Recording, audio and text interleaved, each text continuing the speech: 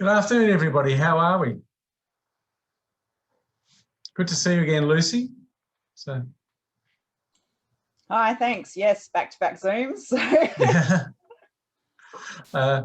There's 8 out of this morning who are coming back for the second round, Lucy. And Steve's back as well. Couldn't help yourself, Steve and Andrew. I don't know. Backwards for punishment. So we're expecting even more this afternoon. So What's this one about? conservation. Yep, that's why I'm here. One of my big interests, lifelong interests. So this morning was about R&D. This afternoon's about conservation. Then we're doing ones on supply, ones on demand tomorrow, ones on networks. And then we go into a series of workshops by states.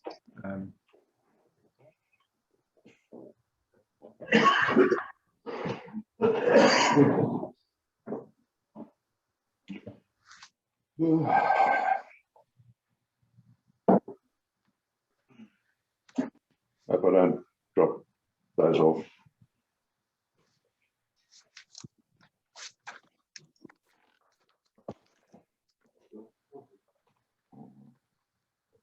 That's not a bad idea, actually.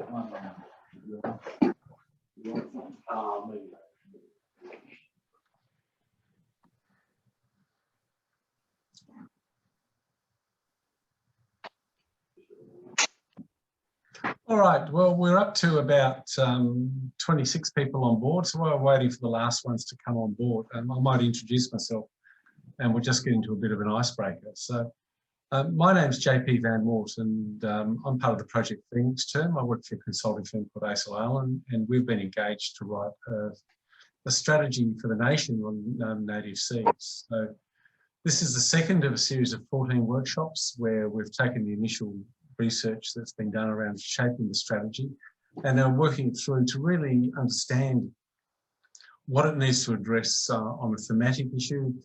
This afternoon's about conservation as well as a state-by-state basis inside of it. Those of you who are there this morning to talk about R&D will find some common things, but we're going to spend a bit more time talking about conservation specifically as an agenda inside of the workshop.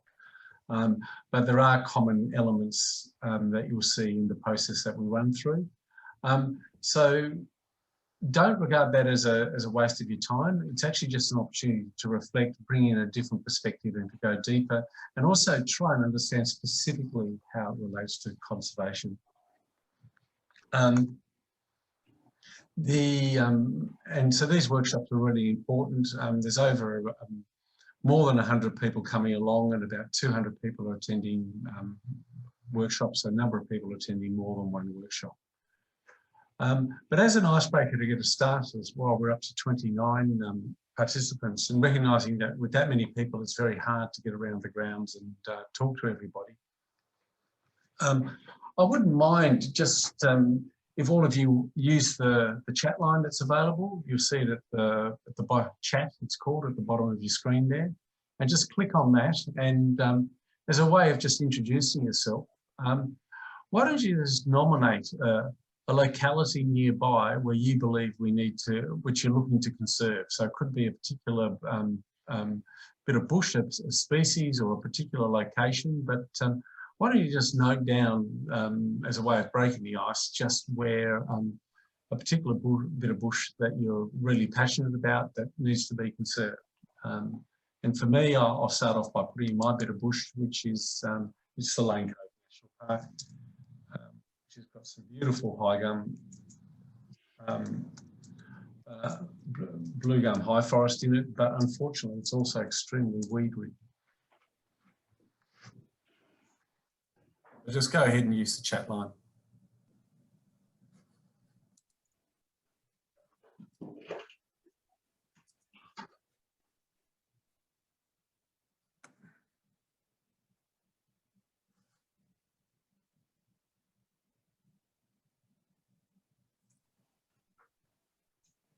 A bit coming in for the volcanic plains, bit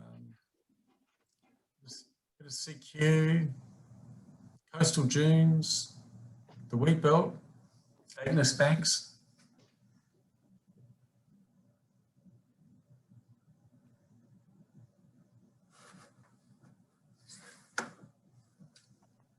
Righto. Well, just to start the workshop off and to give everybody an idea of the process, I'm just going to share my screen and so just so we can all look at the same slide deck, and I'll get through some of the introductories that are here. So it's coming up on your screen now.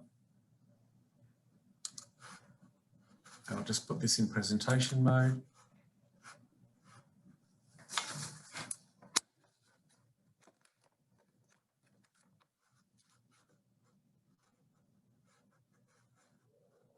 And its presentation mode's gone a bit strange on us, so just bear with me while I deal with the technology.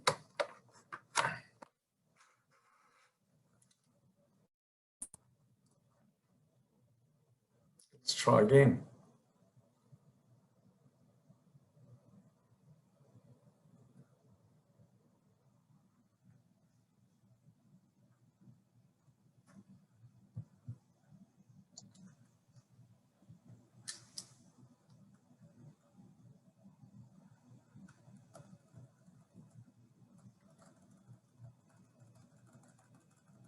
Don't know what happened there. All right, so just for your advice, we're recording this meeting, so it's available so we can analyse all the records, because we're very keen to have what you say. But today is about having your say on the purpose of the strategy, the opportunities and challenge, and how the strategy should be managed in relation to conservation.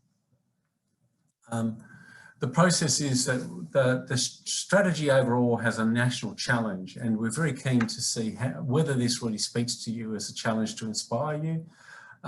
The strategy is always a function of the outcome, which is the challenge, but also the process and how we get there. There are 5 design pillars behind the strategy, and today we're drawing on all of the design pillars in this workshop to talk how they relate specifically to conservation, which is different to other aspects of how native seed works. Quality is a universal binding glue, so we'll be exploring that. Some discussion around governance, and finally with James Janison, who's online from Content Group, who's doing the communications for Project Phoenix, and he'll come on board. Just as some ground rules for the couple of hours we're going to spend together, we're very keen to capture everybody's views. So we're going to use breakout rooms where you'll be divided into groups of about 6, and it's up to you to discuss to manage the discussion inside of that.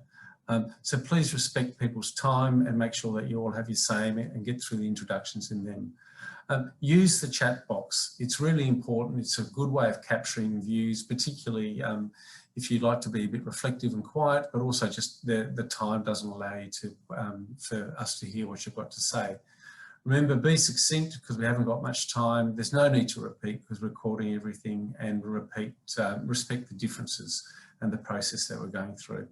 And finally, there are a couple of polls which we're just using to capture the views as they go along. And we'll also share with you the polls of how they came out from earlier workshops as well. So diving straight into it, the challenge. So one of the things about native seed is that it's quite a diverse industry or sector as such as people talk about it. And this is a stylised representation that was in the discussion guide. It deals with it as a linear flow from left to right, recognising there are many places we can source native seed from, that we have a number of stores of how we hold it. And sometimes we don't hold enough, but at other times we hold too much.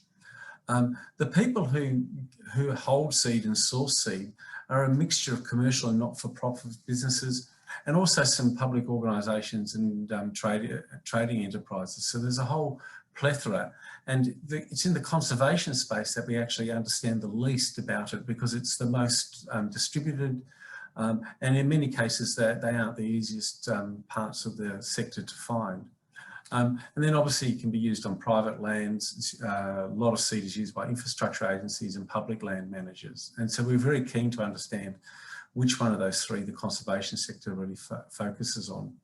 And finally, there are a number of community, industry and government enablers that if their settings are properly around that, it'll really help the sector flourish. But at the same time, if they're not properly set, they can act as a barrier to growth and development. The way we frame the strategy is essentially there are 5 pillars. So one of the things for anything to operate, having what's called full information around where seed is needed and where you can get it from is very, very important. But quality and standards are as well. And we had a good discussion around quality standards this morning, saying that is it time that we not only got the standards up, but getting a better process in place to make sure that they actually drive and underpin the sector going forward. Regulation is we're trying to let people have access, but at the same time to conserve. So that's a very big issue. With capacity building, there's a lot of need, or there's a lot of interest in building capacity. There are particular areas of need, but understanding how to do that, but also understanding generally how we promote the wise and proper use of seeds and build support with it, not only within the industry, but also more generally in society. And finally, there's the role of research in terms of getting it done, but also getting it out there. Somebody talked this morning about, that we want action, not just research. But without any further ado, these are we took all of these things on board and we crafted 2 national challenges. The reason we wrote it out as a challenge rather than as a mission or as an objective is because the way native seeds are going to evolve in the next decade or so is there's a lot of organisations involved and there's a lot of uncertainty, and so things will change in the future. So rather than being prescriptive or programmatic about it, the aim is to set a high order challenge that we can all relate to, and then we adapt the way we organise ourselves to meet the challenge.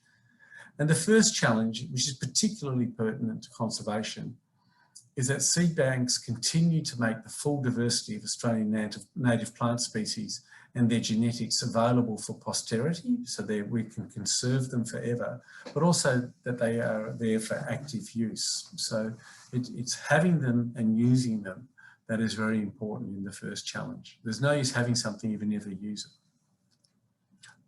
The second challenge is that the Australian native seed sector attracts the resources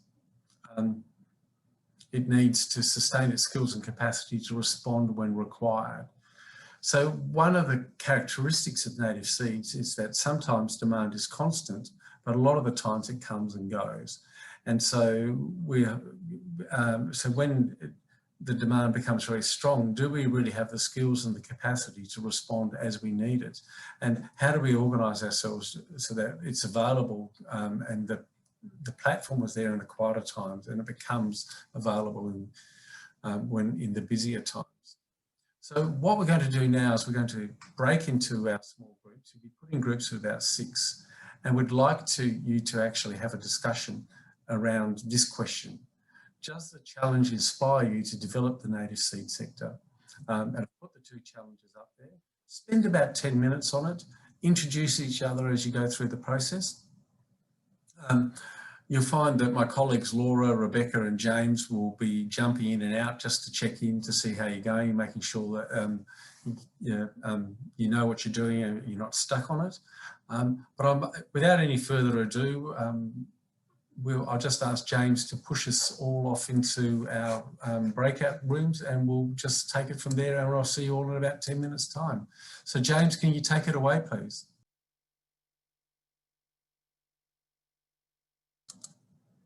Okay, welcome back everybody. Sorry to cut off the conversation, but we've got a big agenda to get through. So what we're going to do now is we're going to do a poll. And a poll is just to answer that question. So if you click on your chat button, you'll see the 2 questions that are there written as challenge 1 and 2 in case you need to refresh yourself. And then what you need to do is basically just click on the one that most relates to you. So for challenge 1, does it inspire you out of 5, with 5 being high, and do the same for challenge 2. And we've got 32 people online, so when we're all done,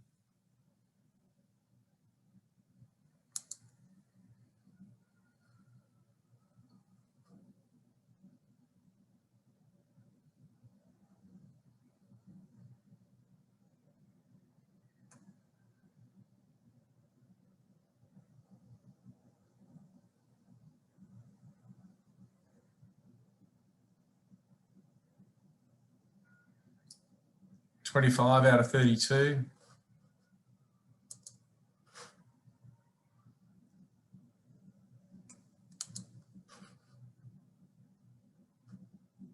Oh,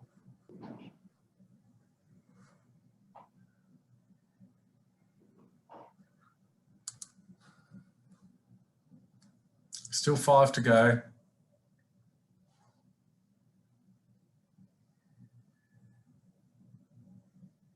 Four to go.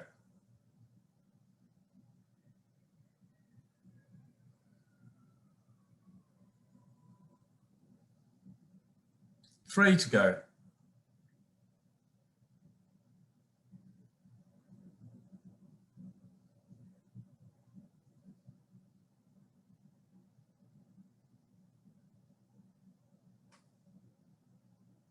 Still 3 to go.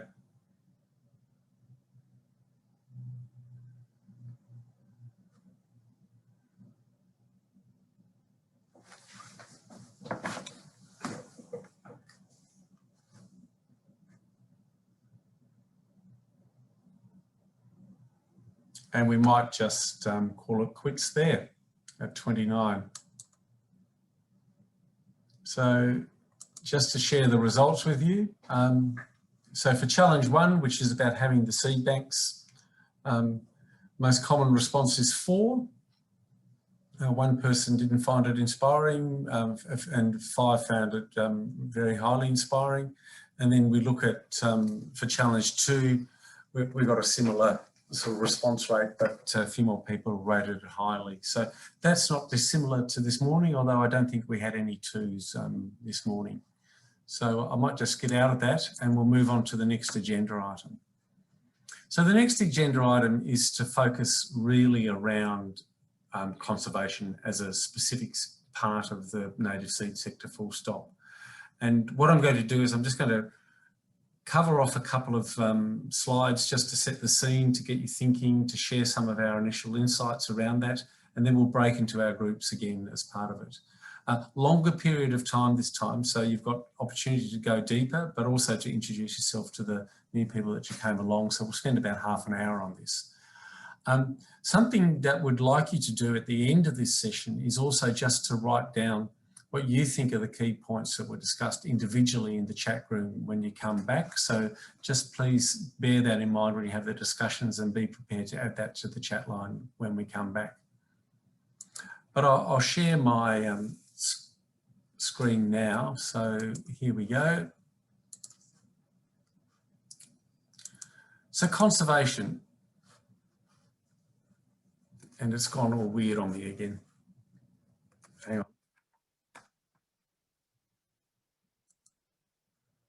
There we go. Okay, so just to set the context is one of the things that when we look at the native seed sector is there's many parts to it. So, and this is the way that people often talk about it. So by conservation, we're talking about the conservation of threatened species, but also just I suppose the conservation of landscapes in particular locations. There's also what's called the rehabilitation, restoration and forestry part of the native seed industry or sector. There is a nursery and gardens component, and there's a new / complementary area around Indigenous carbon, food, novel products, etc. Even tourism as part of it. Now, conservation can be relate to these other 3 areas that are there, but here we're really just talking about the conservation of species and locations as part of it. So that's just a context piece for us to take on board to guide our discussions.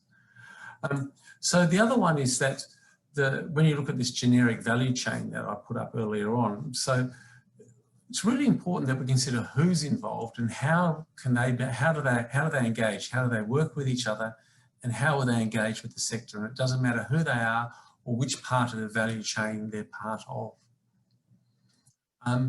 The other one is that when it comes to the pillars is, are there particular priorities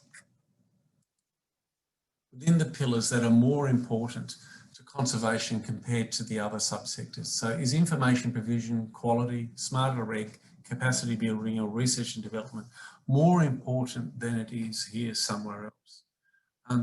What I said in the breakout group that I was part of is that one of the things about the conservation sector, it's the one where there is the least amount of information available on. So part of conservation capacity is also just simply who's involved, who are the organisations, what is their purpose. Now, some of you are participating today playing the conservation sector exclusively, while other ones of you work across many components of the native seed sector. What capabilities and networks do these organisations hold? And also, what are some of the barriers that the conservation sector faces? Is it about maintaining motivation, access to people, to equipment, to the knowledge and systems on how to do it, or maintaining partners and networks to get things done? Those are all part of it. So the whole idea there we're talking about the conservation of species and locations here, understanding who they are and what the barriers are, and really just spending some time now within our groups talking about what are the biggest challenges and opportunities to the conservation component of the native seed sector. And just to create some focus around you, what 3 initiatives should we include in the strategy specifically relating to improving conservation? So those are the 2 questions for us to go back to our breakout groups. What are the biggest challenges and opportunities, and what are 3 initiatives? I'm going to stop sharing, and before we go on, just check in with everybody that they're comfortable with the process that we're going on from here. So just raise your hands or unmute your mic and raise a question before we go back to our breakout rooms. Is everybody comfortable with what we're going to do for the next half an hour or so? I see lots of thumbs up. So we're all good to go. All right, James, can you send us to our breakout rooms again, please? All right, welcome back, everybody. Hope you had a fantastic discussion. I certainly enjoyed the breakout rooms that I got on. What I'd like you to do now is just spend a minute on what you think the key point is that came from your discussion and add it into the chat room so we've got a record of it. So just do it individually and spend a minute or 2 doing it individually. Just doesn't matter what it is, just your key point. Could be a challenge, could be an opportunity, could be an initiative. Just add your key point.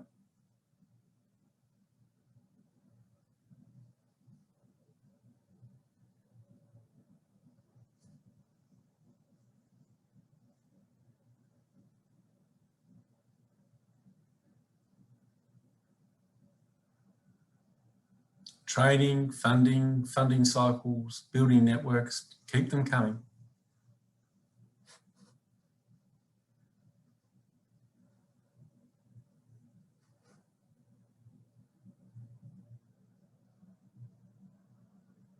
Standards, supply database, training, linking, monitoring and evaluation, networking.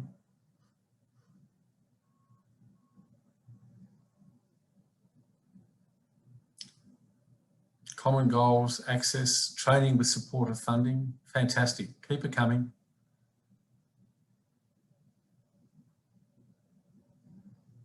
Guiding materials.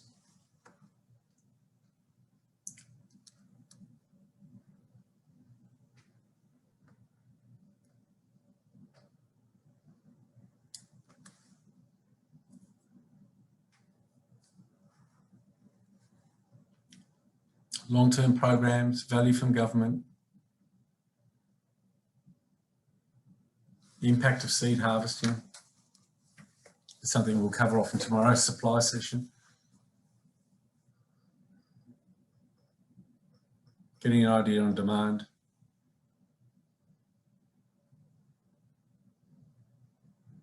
Guides.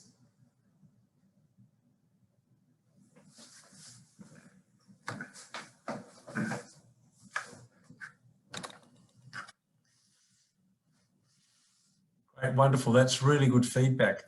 Okay, so to close out this section, we're just going to do another poll, and James will put it up. This poll is just looking at you prioritising where the barriers are. So we're going to put up 5 things, and they relate to the barriers that I put up earlier on. And then James will just ask you to nominate your top 3. So the poll's up now.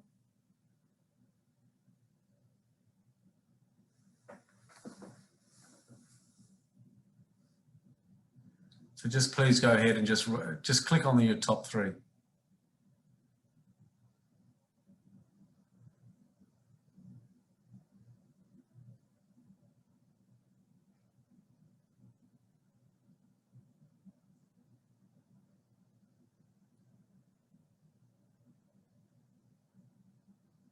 Or if it's the top one, just click your top one.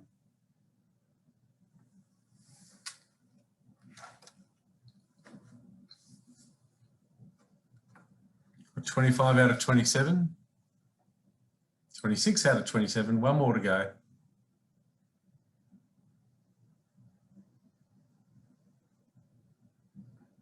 We'll give it a second.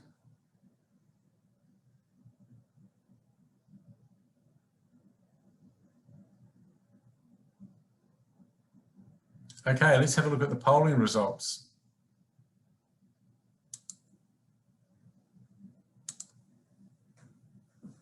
Okay, so you can see on your screen now that we've got number 1 was access to skilled staff and volunteers, but not far behind were knowledge and systems and partners and networks. So interesting in R&D this morning, partners and networks and access came up as top priorities, but knowledge and systems not so much. So there is a bit of difference between what people thought this morning versus this afternoon. So thank you for that. And now we'll get on to the next agenda item, which is quality. So I'll just share my screen again.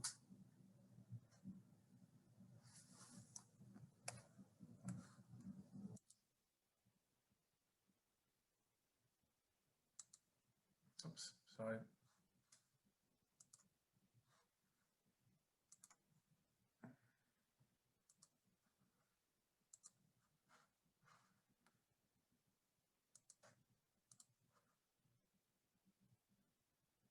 Okay, so quality, as I mentioned it in the introduction, is the one thing that carries across all of the pillars that we've identified. It seems to be the glue that binds it whole, everything together. The analogy we use is it's a bit like the second-hand car lemon problem, which is, you know, people are really keen, unless you have quality behind things, it doesn't really underpin the development of the sector, and you don't know what it is that you're producing or that you're necessarily buying as part of it. But quality requires standards, and standards that are owned and used, and systems need to evolve. So people traditionally talk about quality often as needing a mark, so that the heart rate, the smart heart symbol is an example of that. So there needs to be a quality mark. There needs to be a standard, a code of practice which can evolve from something voluntary to something that's more compliance orientated in time. The drivers behind it are essentially that, you know, making sure that we have viable seed, we have the right seed from the right source. But the barriers can also be cost. Which standard should we use? And also there's no use having a quality system if nobody uses it. So I've put up the questions here. We're going to approach quality through the lens of a national code of practice, and we'll do this as a plenary session. So do we need a national code of practice for the native seed and plant sector? Could this be an alternative to the current licensing and regulation system? Should it be voluntary or some form of compliance? And if it was to be brought in, do you think it would create more red tape for small business? So do we need one? Is it an alternative to regulation? Should it be voluntary or not? And do you think it will increase cost? The discussion questions. Laura will put them in the chat room so we can see it. But I'll stop sharing now and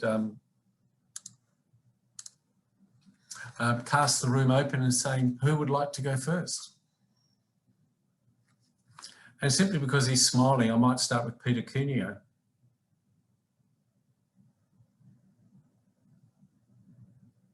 You're on mute, Peter. You're still on mute. I would certainly support the development of national code of practice. Absolutely. I think that would be a great start. Whether I'd support a code of practice to the current licensing regulation, I think that's that's a difficult question.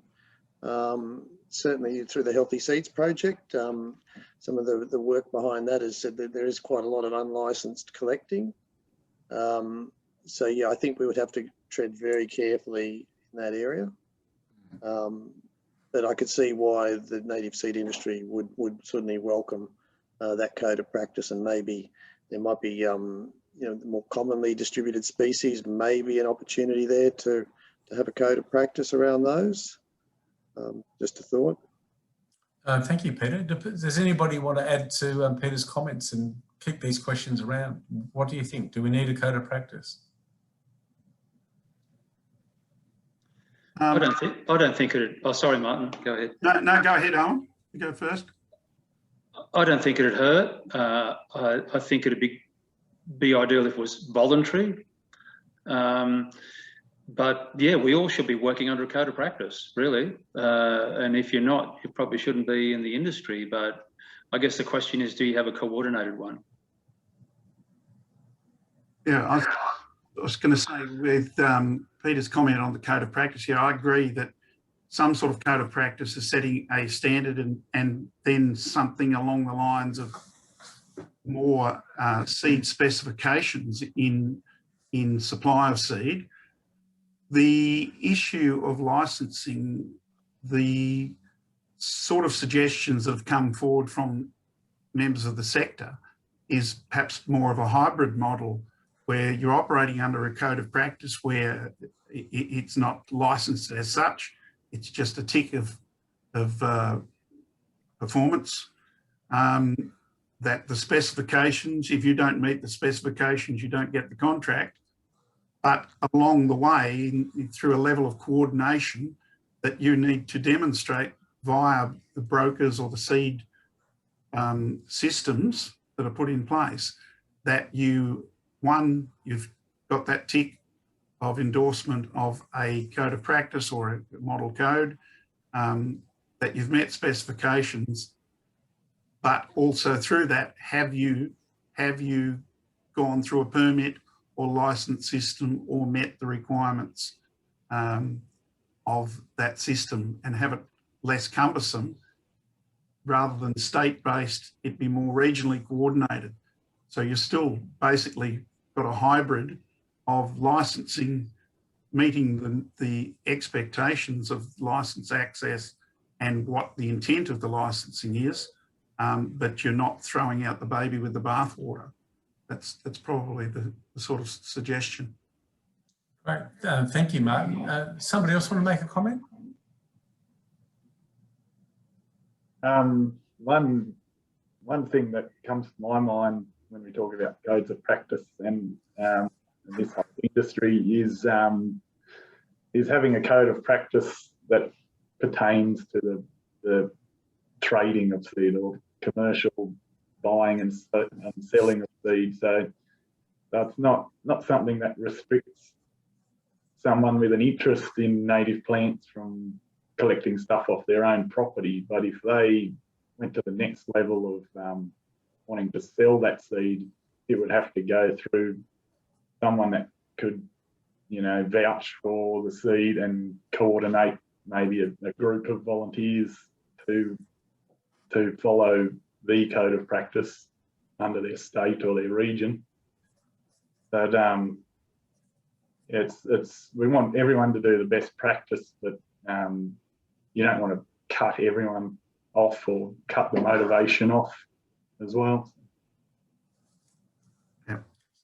So by trading, do you mean that there's like a docket that's attached with the seed that's traded as part of it, or more that it mandates that you get people to work with you who have the skills needed? I'm not quite sure. Basically, if you go through Florabank and follow that code of practice, you would get a stamp or a mark or some sort of accreditation for your business to then sell seed, and similar for buyers. Buyers would have some sort of knowledge or training so that they knew to buy off reputable suppliers. So your codes of practice pertain to buying and selling of seed, so you can't do that without following the proper best practice. But there needs to be a way of including smaller groups that you know, you don't want to cut them out completely because they can't afford to test their seed and, you know, put everyone through a expensive course or something like that. Great, thank you. What do other people think? Andrew Knope here. Just one of the things I've noticed over the years, in my smaller groups, I've just mentioned that I'm a conservation manager now, and I used to be a seed collector. And the only seed that I normally collect now is for very special things. But one of the things I noticed back in my seed collecting time was,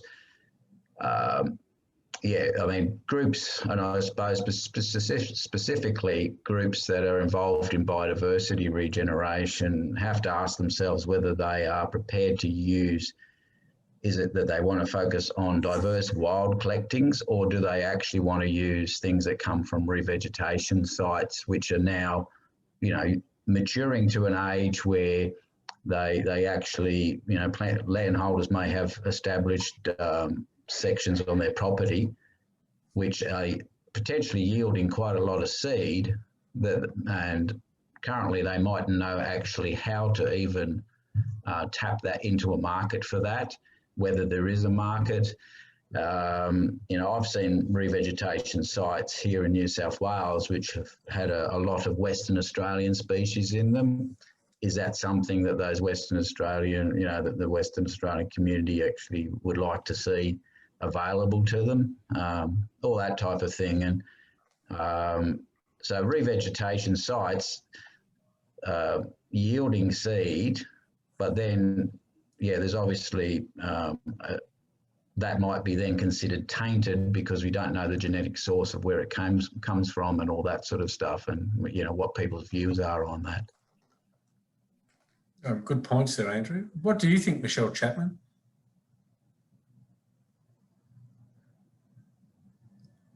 You're on mute, Michelle.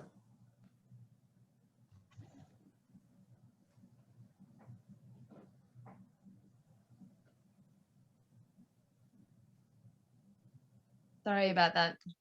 That's okay.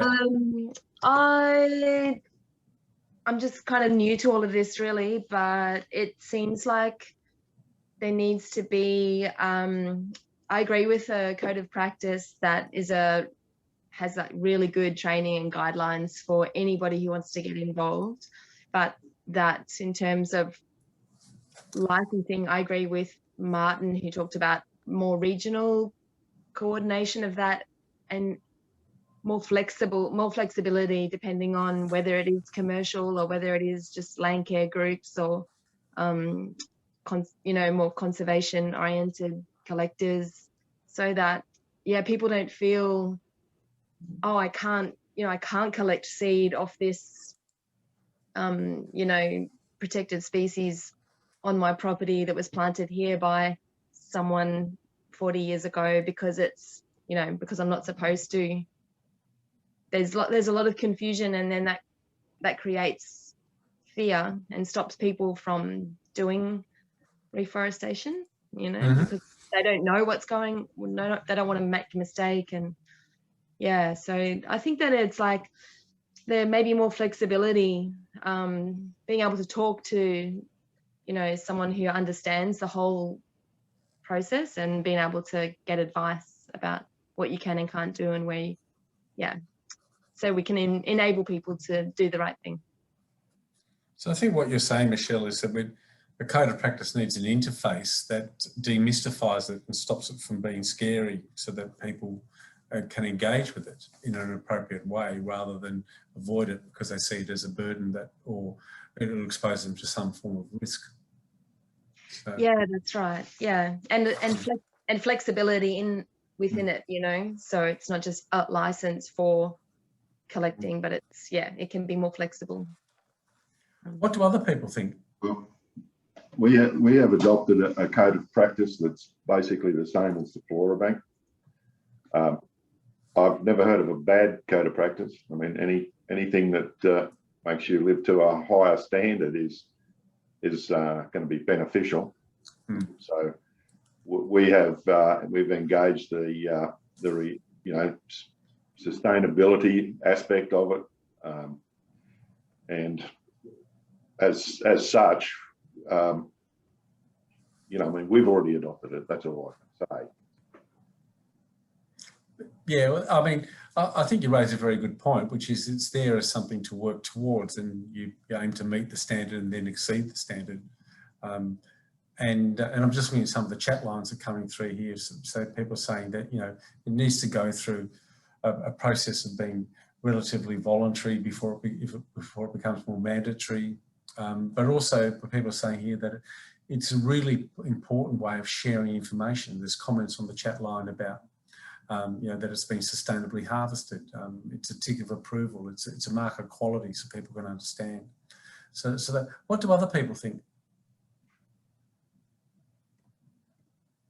Alexandra. So, yeah, thank you. Yeah, I would support a code of practice. For me, a code of practice equals best practice. And just alluding to what Michelle was saying and what you were saying, I think it actually helps people to build up to best practice. A second one, an alternative to licensing and regulation, probably not in the first instance. There may be some species that could move to a code of practice, and then that becomes self-regulatory. Voluntary use, I think it can be used as a form of compliance. Like for licensing, you could actually add that code of practice in time as part of the license conditions, is that they must use this code of practice as, and the Flora Bank guidelines. And then maybe it can be in the longer term, once the industry it just becomes part of the culture, it just becomes part of the practice, this is what we do, then maybe you could move it away from regulation. It can be self-regulating, but not initially. I think that would be way down the track. So a question for everybody is, do we need one? Should we aim to have one code of practice for the nation, or should we allow, or should we support the emergence of multiple codes of practice? I think you probably have a different code of practice if you had seed production areas as opposed to wild harvest. There might be like national parks where you're simply not allowed to collect at all. There's other things, but it's like if I'm allowed to drive in West Australia because I have an Australian driver's license, the rules are still the same. Yeah, I wasn't so much thinking about the different components of what you do with native seed, but more about, like, is it just saying, let's get behind Flora Bank or adapt something else, or do we say, that people can create alternatives? An example would be like in the organics industry, where there are multiple codes of practice and standards, but they all trade under the banner of organics. Yeah, I think that's a very good analogy. I think it would be good to have a, if you like, a minimum standard right throughout Australia. And then I think it's up to private enterprise. If other people want to go further and have a much more detailed and, thorough standard of practice, well, that's their commercial advantage.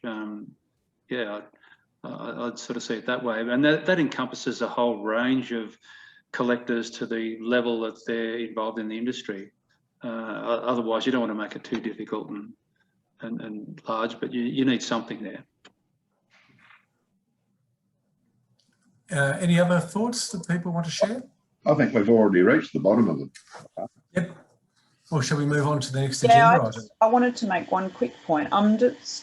I think it might be better just to have one code of practice, so everyone's reading from the same rule book, but you could have different sections.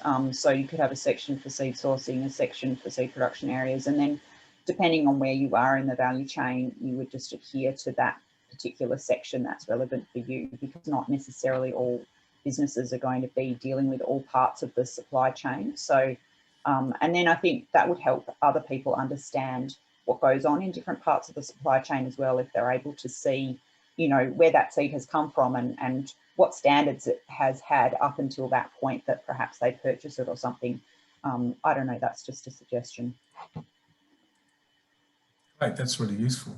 So look, it's any other final comments before we go to the poll on the code of practice?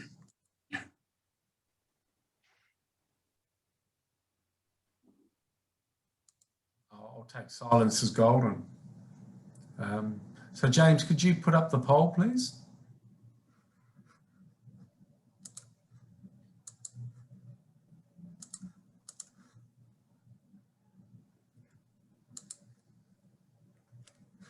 So please fill out the questions that are there. There's the 5 questions.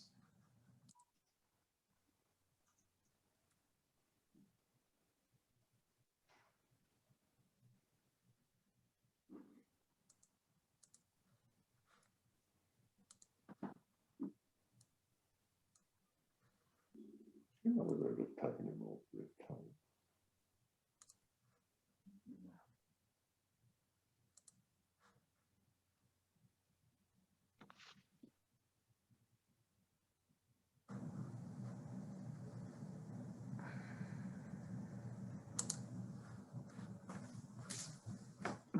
(21 of 24), nearly there.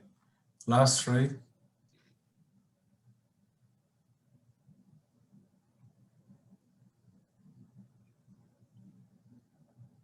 One more to go.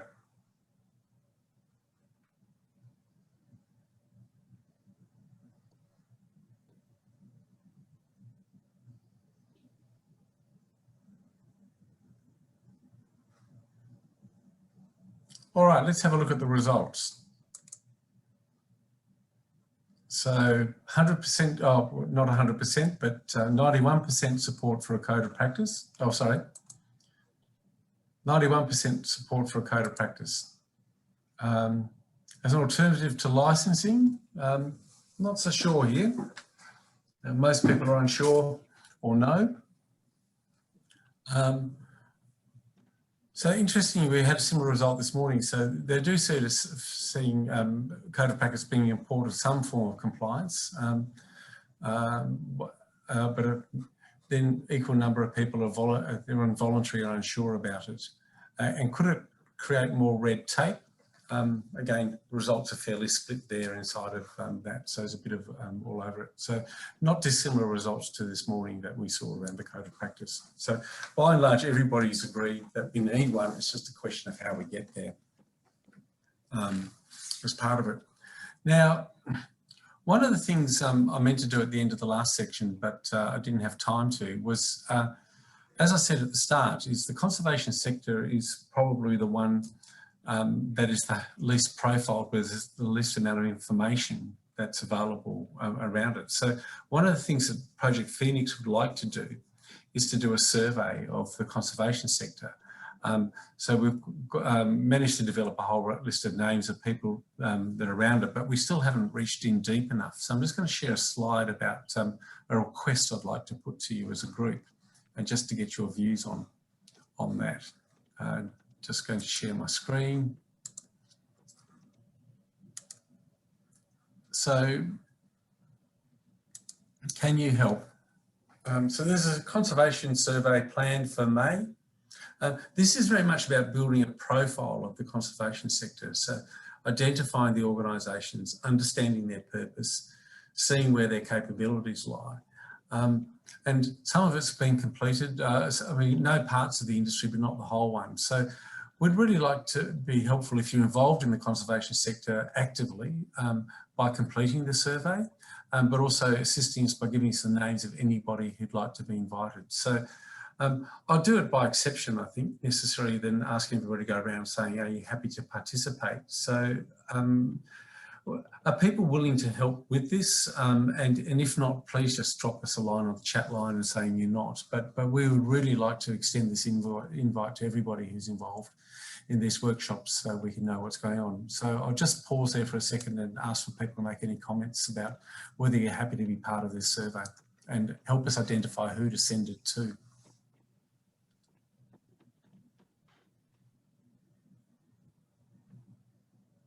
Thumbs up from Jojo Jackson. It's probably the best way to go. Just give us your thumbs up. Emma's on board, Richard's on board, Andrew, Bethany, Marlene, Simon, Ali, Peter, Michelle, Laura. That's cheating, Laura, you're part of the team.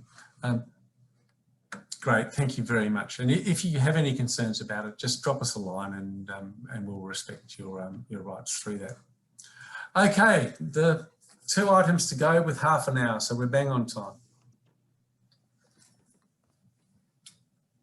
The next item is actually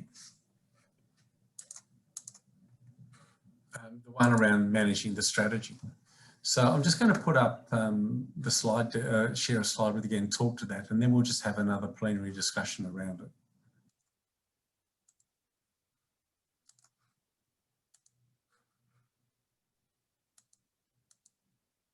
So managing the strategy. Oh, sorry. So if we have the challenges that are up there, that as we shape up the pillars and set some objectives and some specific things that can be done, the strategy is for 10 years. And so basically the strategy needs to be managed as a strategy. And the architecture of a mission, and that's the strategy framework that we're using to design it, is you have the top, which is in the process of being designed. There's obviously all the activities which called programs in the diagram that's up on the screen. But there are 2 operative components to it. One is what's called the oversight committee. So these are the people who actually own the strategy and take responsibility for chasing things up, making sure that things happen. And then also a key part of it, and it came up in some of the polling today, was just creating spaces for people to share information. So essentially it's a loose collaborative business model where people come and join over time. So people who start with the oversight committee and the knowledge sharing consortium may join for a while, they may leave, they may come back, but the committee needs to keep it alive over time. To make it happen, it needs a sponsor with a capacity to convene and support the committee. And the committee needs cross-sectoral representation, obviously, and the diversity of skills and relationships. So in other words, no one person or no one entity can necessarily be the owner of the strategy. It needs to be a group. And the question I just want to put open for us to discuss is who should be on the oversight committee? I'll stop sharing my screen now and put it open to the floor. Who should own the strategy?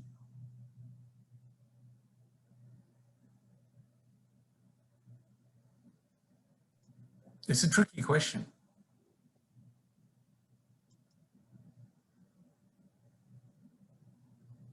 I can see you smiling, Bradley. Do you want to have a stab at it? Potentially thinking around my involvement with the Australian Seed Bank Partnership, it could be something that we could be involved with, but just based on the resourcing we have, I don't know if it's possible. It's a good point. Interested, but don't necessarily don't know whether you could commit. What do others think?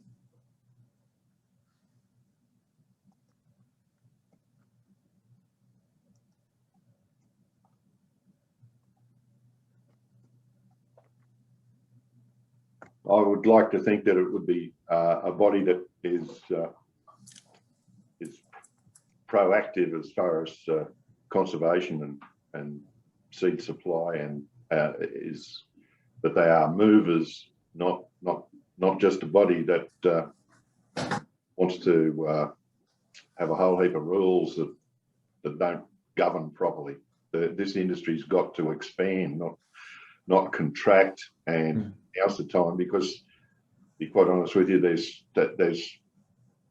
so much poor activity out there virtually from all the players, that it needs to be governed and driven forward. Mm. And you want doers rather than talkers, by the sounds of it, Steve or Andrew. Yeah, well, I'm more of a doer than a talker.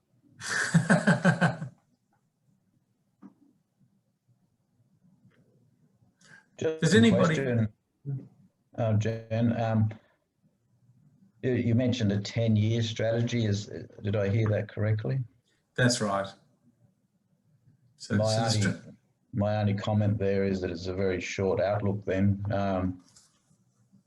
Typically when I'm planning to do revegetation, you're looking at a 4 or 5 year sort of game plan before, in terms of preparation and sourcing and everything like that. So, I'm not sure with the strategy. You mentioned there some projects under the strategy. I can't really see them being capable of being implemented using best practice if you're under a 10 years sort of time frame.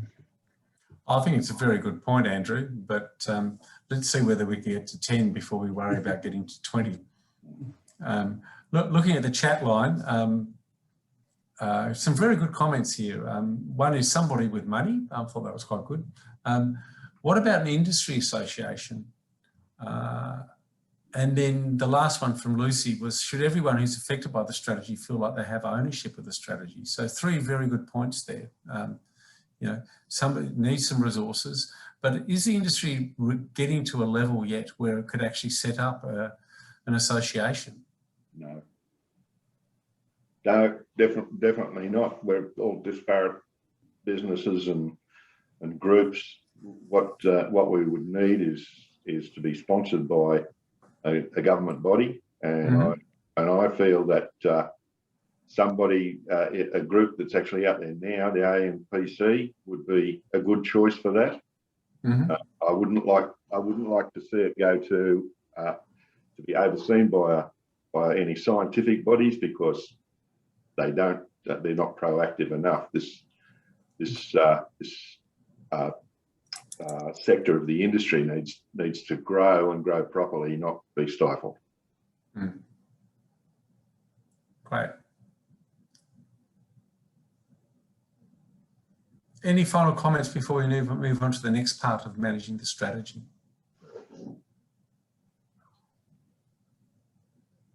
Cool.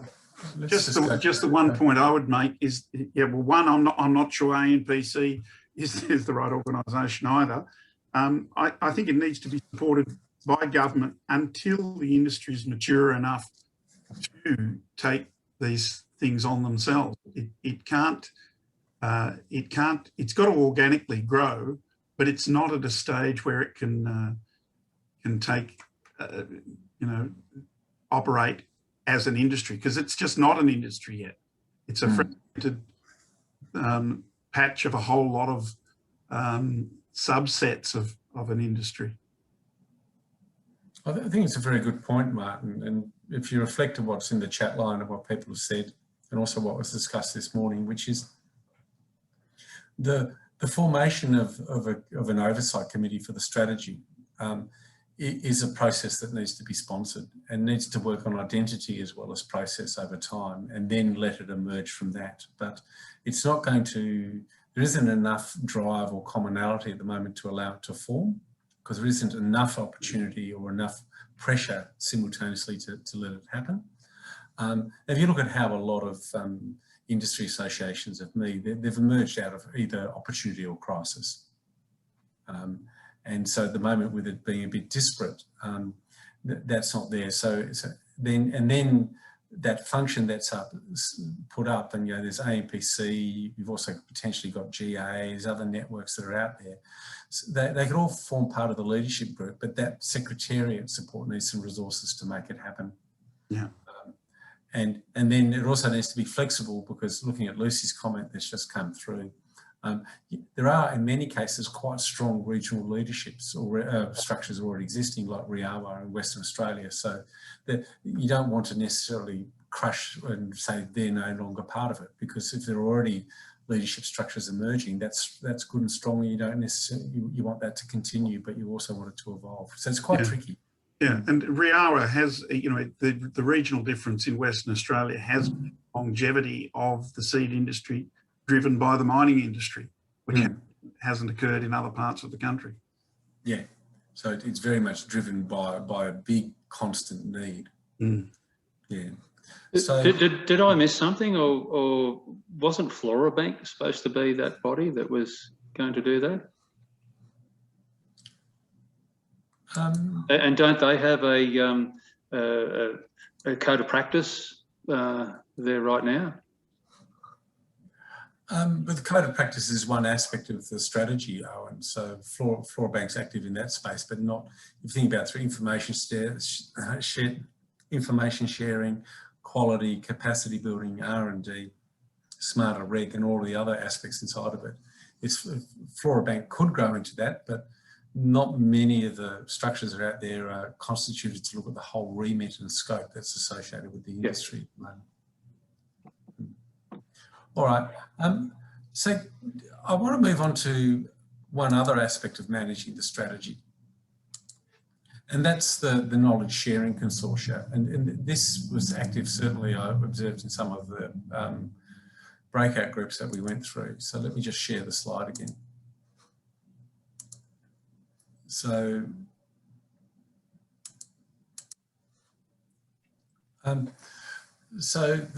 you've got this knowledge sharing consortia, which is there. So part of this is actually just creating spaces where people can come together and share information. So one of the things to think about in conceptualising and designing a knowledge consortia is essentially, what is it that people want to come together to share knowledge around? And what activities should be undertaken to support the consortia? So I'll stop sharing my slide in it, but if we create a space where people can come and share information, what is it that people would like to share information around? And let's start with Steve and Andrew. What would make you come to a knowledge consortia? What is it that you'd like to learn and share with people?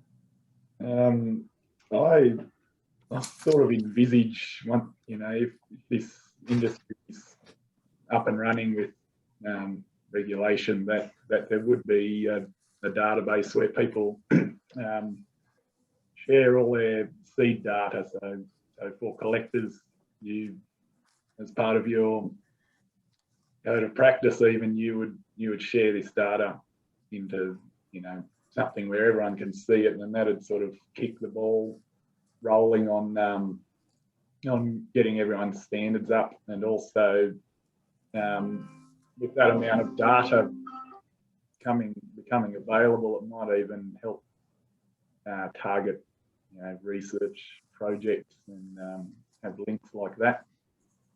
But I see at the moment, the way the industry stands, most people are probably likely not to share information, because it feels like if someone else gets hold of your intellectual property, it's a detrimental thing. And I think across the industry, most people don't know how to or aren't willing to share much information, even research they're doing. So there almost needs to be a whole industry push to become a bit more transparent and understand that that's going to be a benefit for everyone, rather than giving up your info and that sort of thing, which is how it feels at the moment. Do you see value if we could create a list of buyers and sellers and transactions? I do. I think that we do that currently. Right from our seed is tracked from GPS points, land associations, all of the things that Kingsley Dixon brought out in that document 6 months ago. So that goes right through to cleaning.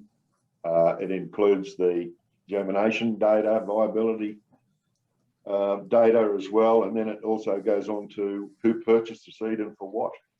And so that then becomes that knowledge then could be passed on to I don't know, the Bureau of Statistics or somebody to start working on, where is the seed coming from, how much has been taken out of the wild landscape. Should there be limits put on certain areas because they're over harvested? There's thousands of different answers that you could get by pooling all of that knowledge. Okay, thank you. What do other people think? What would they like to see in a net knowledge consortia? Just a comment from a conservation manager's point of view. One of the things is you do build up a knowledge, an intimate knowledge of species and things like that. It would be a useful thing for an organisation like Greening Australia to create sort of like a plant Wikipedia, where people can put their sort of information in, and it can be looked at and just made available. That's just my thought anyway. Thanks, Andrew. What about bush heritage perspective, Matthew Appleby?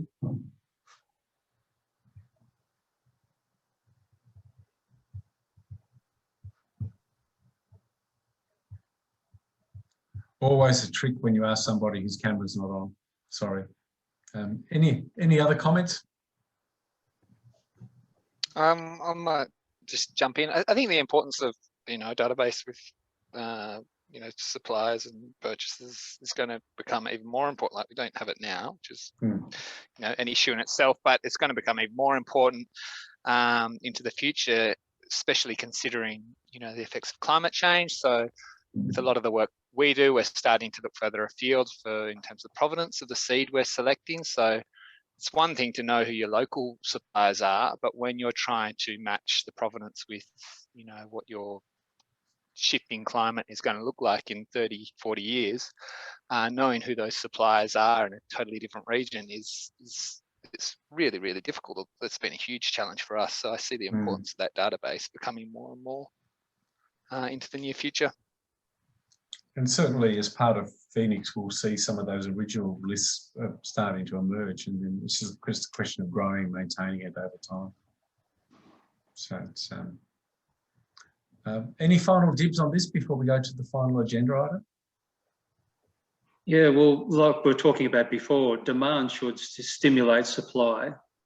So a post or a database or whatever of pending projects, possible seed needs a season or two ahead would be a great advantage. It's again, with the Healthy Seeds project, one of the things that's been identified is there is no amalgamated data on project projections, even though some individuals have that knowledge. Again, I think unless there is someone that's designated with the role of coordinating that stuff and disseminating that information, it just doesn't happen. It still is dependent. You can have a database.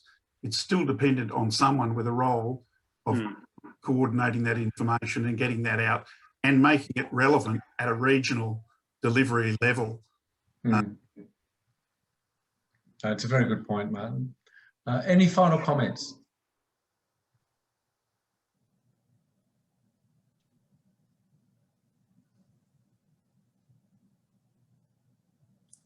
Great, thank you very much. And just some comments here about please no LinkedIn, Twitter, Facebook or social media base for communication, which is a nice segue to the final bit where I'm going to pass over to James from the content group, who's looking at the comms part of Project Phoenix overall, to say, get your preferences about how we stay in touch, and then I'll do a quick wrap right at the end. So James, over to you.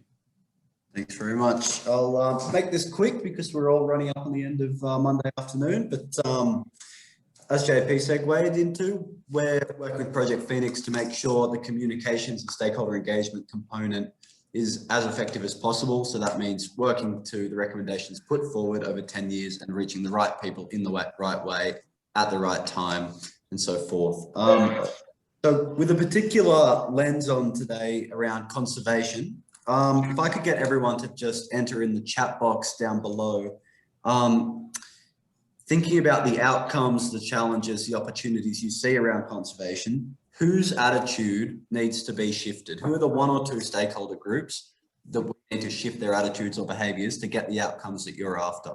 So this is really focusing now on the key groups that we need to communicate and engage with to make your aspirations happen. So if everyone could just enter that in the chat box below, I'll shut up for a few minutes and let you put in your comments.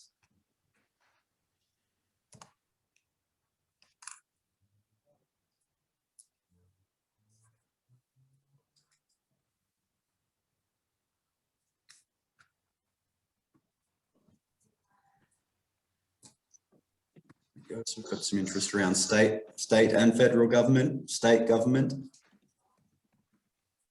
Lots of focus on government.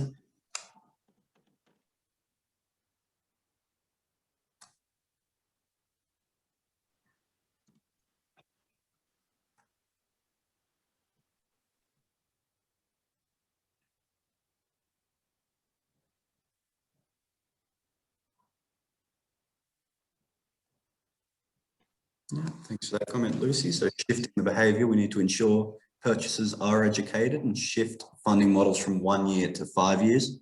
Thank you for that detail. Excellent. So while people are putting the final thoughts in on that one, we'll jump into the next question for whoever's ready, which is, how would you personally like to be kept up to date regarding Project Phoenix? Feel free to put in here, you know, would you like to not be engaged with at all and you'll just come to the website as you please, or are there certain channels that you think work particularly well for this industry and this sector?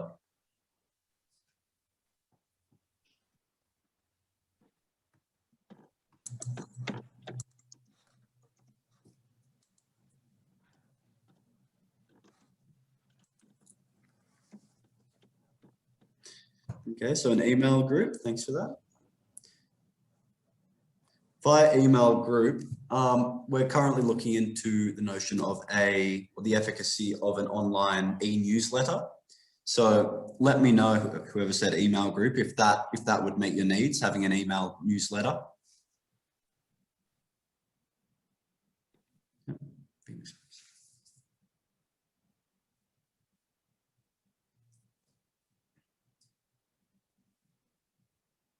Yeah, excellent. Some interest in a standalone website as well.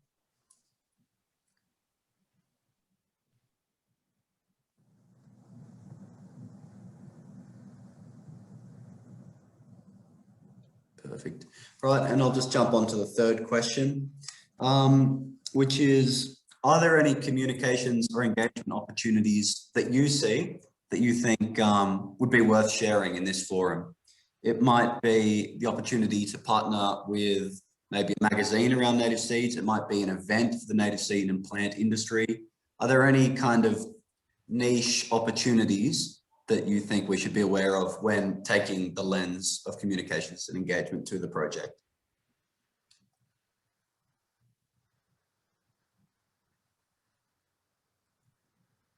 Yeah, great. Australasian Seed Conference, excellent. Great, a few conferences coming up. The idea of a podcast from Simon. Thanks for that, Simon.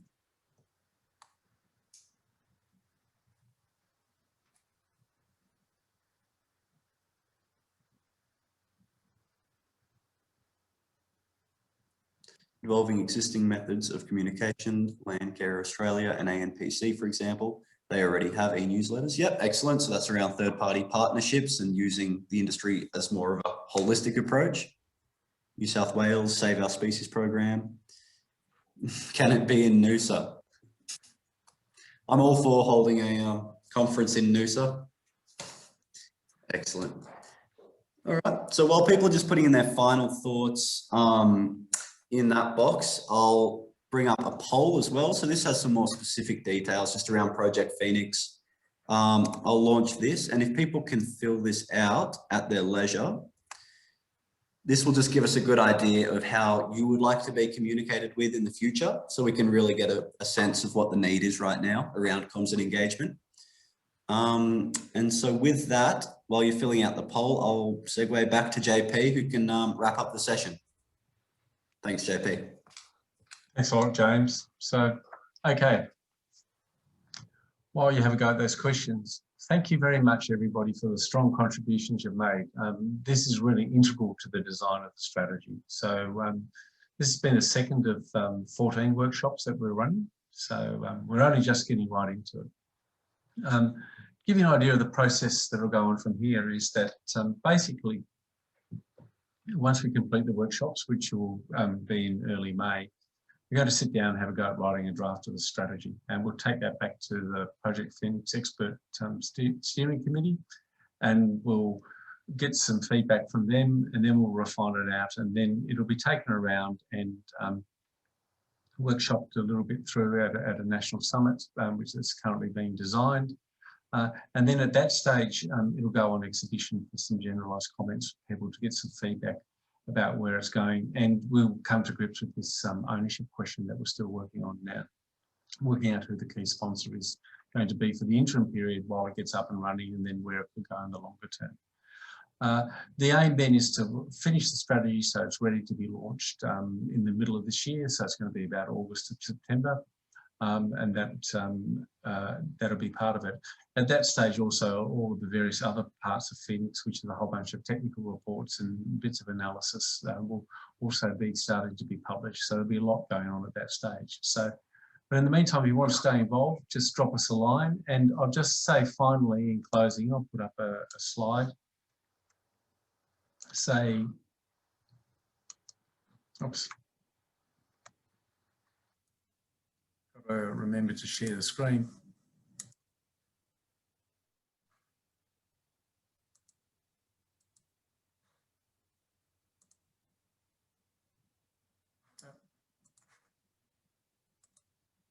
So thank you very much. If you have any further reflections or thoughts or want to pass on some feedback to us, please just drop us an email. You can send it to an email account we set up for this project, which is called nativeseed@acelallen.com, or otherwise send one direct to Laura, who's the manager of the project, and that's l.baker@acelallen. So thank you very much, everybody, and please complete your poll, and we'll look forward to seeing you again in the future and getting your reactions on the draft strategy. Thank you.